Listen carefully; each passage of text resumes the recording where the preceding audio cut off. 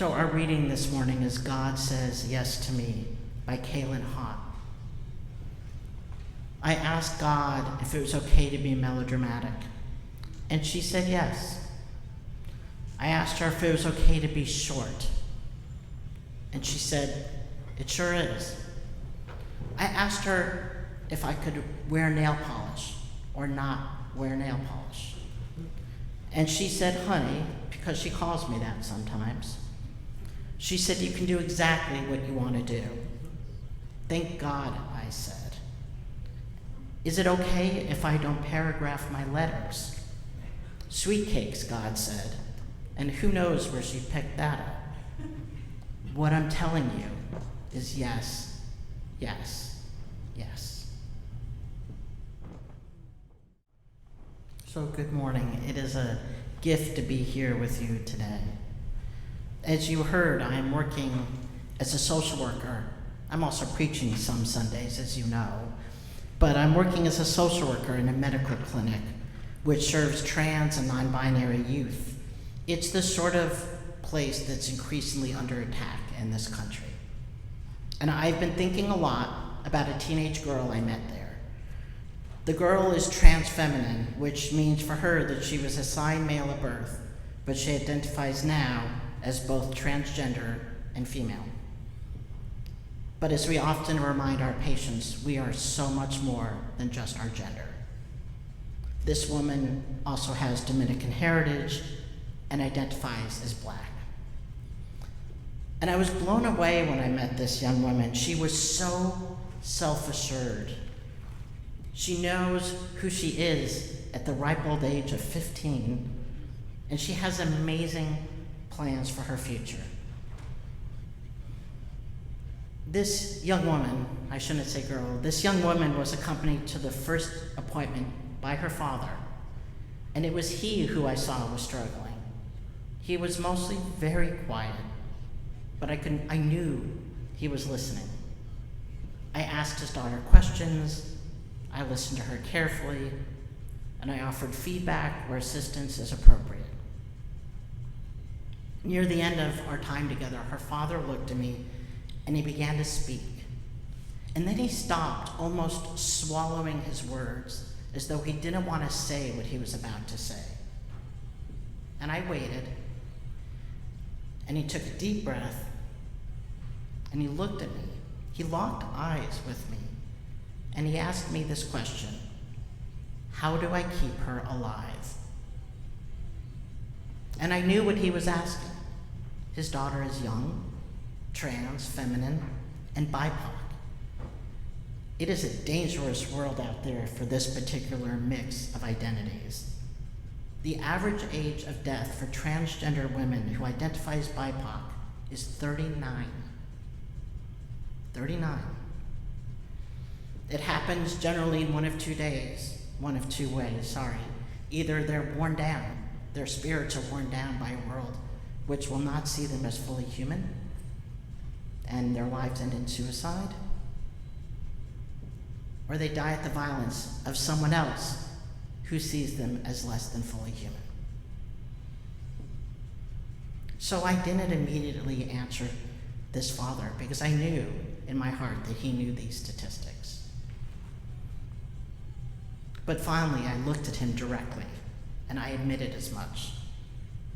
You're right, it is a very dangerous world for your daughter, and I won't pretend that it's otherwise. But here's the good news.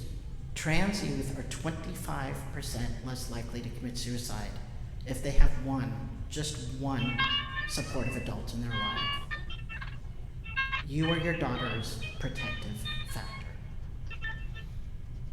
And I watched him sit back in his chair, ease just a little, and smile at his daughter. And he said, good, because my love is what she'll always have. In that case, love itself was the layer of protection. But this is not always so.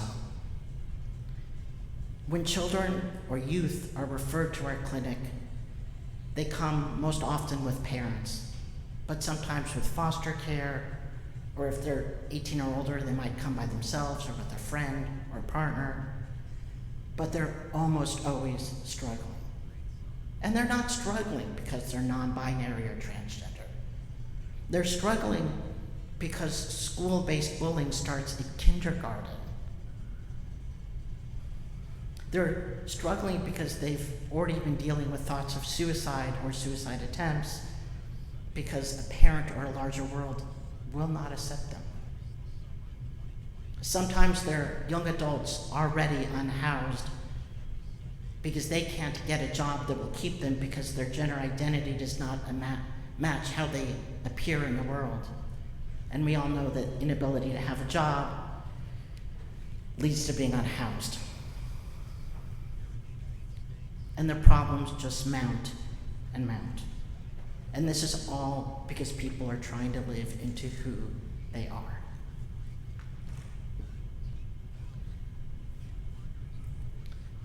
I had a debate this morning with my nephew about the danger of trans people in the world, and his response was, well, don't live in Florida or Texas. And he's right, don't live in Florida or Texas. But there's a lot more than that going on. In the past year alone, there's been 500 laws proposed and mostly passed, mostly their legislation now, across the country. Because after Trump, when hate moved into the public square freely, legislators caught on. After Dobbs, when we figured out how to better regulate the human body, legislators caught on. Trans folks were an easy mark, and the rallying cry of hate against the other is very effective here. And I'm going to tell you that this wave of hate legislation is so bad that it's caught my community by surprise. We're still struggling with how to respond to the enormity of it. So it used to be, and when I say it used to be, I mean a year ago. It used to be that the worst laws meant that a trans teenager couldn't play sports at high school. And those are bad laws. Those are very bad laws. But nothing like what's been enacted in the past year. Laws that allow for transgender children to be removed from loving homes by DCYF. Laws that are so vicious in intent, not just with children, but with adults. Laws that no longer allow a trans student to talk to their guidance counselor around their concerns. Laws that prohibit changing one's name at birth on any legal document. A driver's license, a passport, anything. Laws that take legal action against medical professionals and behavioral health professionals like myself who care for transgender and non-conforming youth. All of this under the false guise of protecting children, which is a lie, but we'll get there. There's so much I wish I could tell you, but I just want to tell you two more things about the legislation. One, the Attorney General passed a law that denies gender-affirming care to adults, because it never was about protecting kids. For now, there's a hold. Thank you, ACLU. But the effect of these laws is chilling. We are more afraid to seek care. We are more afraid to be on a list, as DACA students learned under Trump, to be on a list that can one day be used against us. Medical professionals are leaving and going into other areas of expertise where they don't have to worry about being issued a felony for providing care. Most horrifyingly, the Florida House passed a law stating that sex crimes against children is punishable by the death penalty, which is bad. But the other law that passed earlier this year is that it's a crime, it's a sex crime for a trans person to be in the bathroom, in any public bathroom, with a cisgender minor. So let me break that down for you. That means if I walk into a bathroom in Florida and there is a cisgender minor there, I am breaking a law that is technically punishable by death. It is a terrifying moment for many. We live in a country where mutual aid networks, escape routes, and legal prosecution of providers is a reality.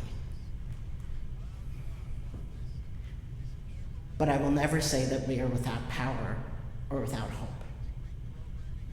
Like that dad we talked about, it's how we love that matters. It's how our love is put into faith. It's how our love is put into action.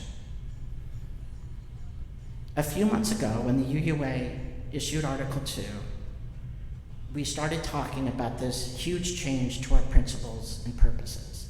And I don't know about you, but I heard about these changes and I wasn't immediately a big fan.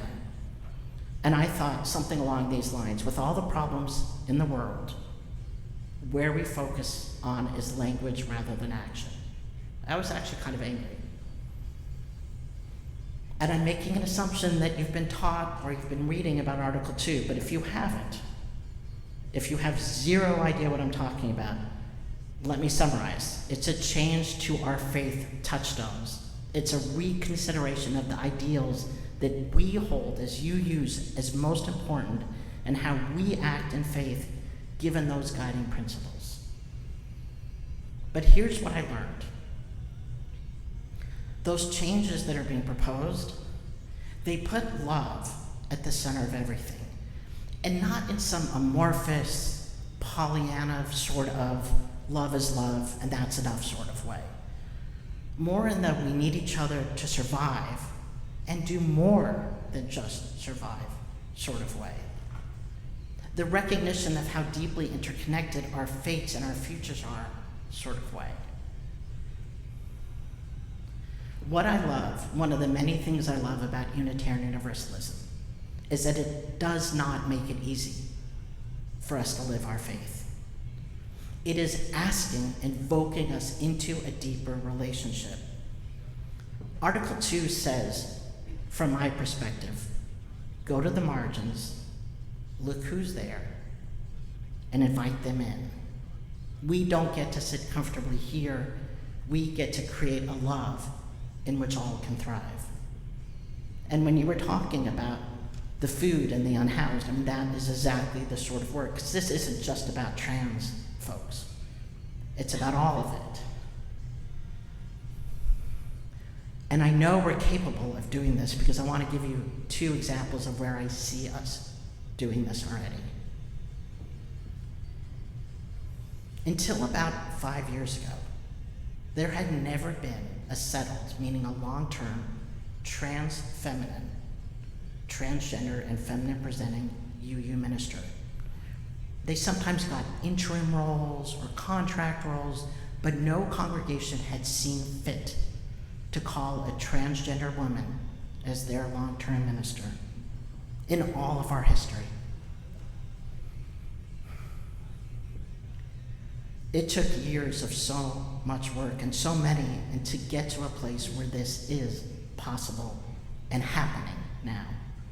Because we know we can't both claim an expansive love and summarily exclude entire groups of people. The second example is what we just did at the UU General Assembly. We voted in our first Black and openly queer UUA president, the amazing Reverend Dr. Sophia Bentecourt. If you don't know how amazing this human is, you will. But I believe with all my heart that even when we elected our prior UUA president, the Dr. Reverend Susan Frederick Gray, this wouldn't have happened because we hadn't done the 8th principle, we hadn't done the work of racism that we've started to do that's beginning to change us as a denomination. We grow, we learn, we create a more expansive and a more inclusive love. And in doing so, we keep each other alive and we create space for each other to really thrive. So I often think about that day in the room with that young woman's father. How do I keep her alive? With love.